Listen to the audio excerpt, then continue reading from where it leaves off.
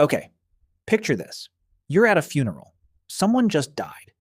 Everyone's supposed to be sad, solemn, definitely not vibing. And then some guy tosses a mystery plant onto a pile of hot rocks in the middle of the tent, smoke starts pouring everywhere, and suddenly the whole funeral is losing it. Not crying, laughing, shouting, having, according to the guy who actually wrote this down, an incredible time. Somewhere the dead guy is looking down like, I'm sorry, are we still doing my funeral? Because this feels less like a eulogy and more like a Tuesday.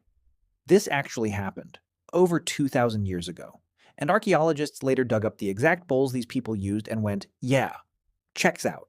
So today we're asking the question humanity has apparently needed answered since before we had proper writing. Were our ancestors just high, all the time, at funerals? Was this the original vibe check? Stick around, because this involves 10,000-year-old rope, a Greek historian nobody believed for 2,000 years, an island in Japan, and a surprising number of ancient people who really, really loved a good campfire. Over 10,000 years ago, on an island off the coast of mainland China, archaeologists found evidence of an ancient village where this plant was already part of daily life. And it had nothing to do with getting high, it made really, really good rope. Yeah, humanity's multi-thousand-year relationship with one of the most talked-about plants on Earth started because it was great for tying stuff together. Early farming communities twisted it into cord, wove it into cloth, and ate its seeds as food. Archaeologists have even found ancient pottery with hemp cord impressions pressed right into the clay, basically an accidental ancient signature proving how normal this material was in everyday life. And it wasn't just China. On a small chain of islands off the coast of Japan, researchers found seeds from this same plant dating back roughly 10,000 years, suggesting people there were using it for very similar, very unglamorous reasons: fiber, food, basic survival tools. For thousands of years across totally separate parts of Asia, this plant's entire reputation was reliable, useful, unremarkable. The agricultural equivalent of a guy who always shows up on time and never causes drama. So somewhere between extremely useful rope plant and let's inhale this at a funeral, something changed. And that change is way weirder than you'd expect. Around 5,000 years ago, ancient farmers started doing something surprisingly sophisticated. They began selectively growing certain versions of this plant, specifically the versions with way more of the tiny resin-producing structures responsible for its mind-altering effects. In plain terms, ancient people looked at their crop, noticed some plants hit different, and started intentionally breeding for the ones that hit hardest. Modern genetic studies actually back this up.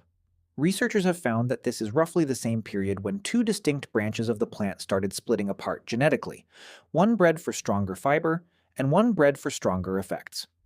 Two completely different scientific methods, both landing on the same timeline, both agreeing that humans got deliberate about this plant at almost exactly the same moment. Around this same window, at a Bronze Age site in southern China, archaeologists uncovered hundreds of seeds from this plant stored carefully alongside grain in what looks like an organized food storage system. Not random foraging, but planned agriculture, treated with the same seriousness as any other crop that mattered. So now we've got purpose-bred plants, treated as a legitimate crop worth storing carefully. Which means somebody, somewhere, was about to have a very memorable night. And a couple thousand years later, we get proof of exactly how memorable. This is where our funeral scene comes back around. High in a mountain cemetery in what's now western China, at an elevation of around 10,000 feet, archaeologists found a set of wooden bowls containing burned stones. When scientists tested the residue on those stones, they found direct chemical traces of cannabis, specifically a variety unusually rich in THC, the compound responsible for getting you high. Researchers think the extreme high-altitude environment may have actually stressed these particular plants in a way that naturally cranked up their potency. Though some scientists suspect ancient people may have also been actively selecting for exactly that trait, on purpose, the same way we saw with the breeding evidence a few thousand years earlier. This wasn't some ambiguous, well, maybe it was just food situation. This was rock-solid, mildly damning, 2,500-year-old proof that ancient people were deliberately burning this plant purely to inhale the effects. At a funeral. On purpose. As part of the ceremony. Researchers even believe cannabis use may have started out restricted to elites, before slowly spreading more widely across the region through trade, which means somewhere out there a very serious mourning ritual was definitionally also just a group activity for whoever was important enough to be invited. But here's the part that should really get you. The scientists who found this weren't even that shocked, because somebody had described this exact scene 2,000 years earlier. Long before any of this was dug out of the ground, a Greek historian wrote about a nomadic people who controlled a massive stretch of land from Siberia all the way to Eastern Europe. He described their funerals in surprisingly specific detail. Small tents, hot stones, handfuls of hemp thrown on top, thick smoke, and mourners reportedly shouting for joy. For centuries, historians basically treated this guy the way you'd treat your uncle's story about the fish he definitely caught. Ancient writers weren't always reliable when describing exotic foreign cultures, and this particular account sounded a little too colorful to be literal. Then the bowls came out of the ground, and the chemistry lined up almost exactly with what he wrote, right down to the tent, the stones, and the smoke. It gets even better. Separately, archaeologists excavating a tomb belonging to this same nomadic culture found gold vessels with residue of both cannabis and something else entirely. Meaning this wasn't a one-plant operation. These were people with a whole pharmacological toolkit, buried with their gold like it was standard travel gear for the afterlife. So, somewhere, a historian who's been dead for over 2,000 years is getting the world's slowest, latest vindication in human history. Turns out the guy everyone doubted was just right. Okay, so if this wasn't casual, everyday recreational use, what actually was going on? All the evidence points somewhere more specific. Ritual, mourning, ceremony. This was treated as sacred, not recreational, and it's not isolated to one region either. On the other side of the ancient world entirely, archaeologists found residue of this same plant on ancient altars connected to an early kingdom in the Middle East. Altars that researchers believe were eventually shut down, possibly due to religious pushback against using it as part of formal worship.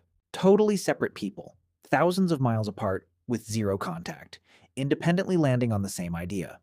Burn this plant, alter your mind, and use that state to get closer to whatever they considered sacred. And in at least one case, a society that eventually decided that practice had gone too far and shut it down entirely, which tells you this wasn't treated lightly. It was serious enough to become a genuine religious controversy. Which brings us to the actual biggest twist of this entire video. This wasn't a handful of random, disconnected tribes stumbling onto the same idea by coincidence. Ancient trade routes across Central Asia, the same network that would later connect China, Persia, and beyond, physically carried this plant, and the knowledge of what it did across thousands of miles, linking civilizations that otherwise shared almost nothing culturally. In other words, this wasn't a fringe practice hiding in one mountain valley.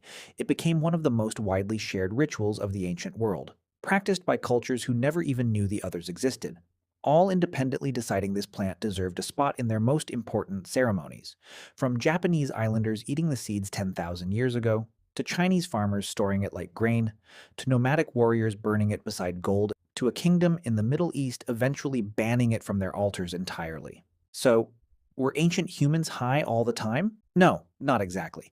But what they actually did is arguably way more interesting than nonstop partying.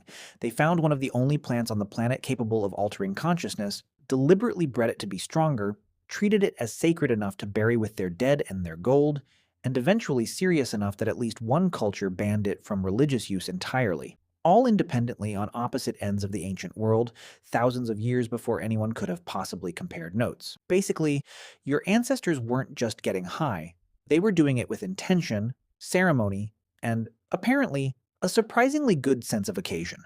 That's the real, weirder-than-fiction history behind a question that started as a joke. If you want the next mystery hiding in ancient history, subscribe. Because it turns out our ancestors were a lot stranger and a lot smarter than we usually give them credit for.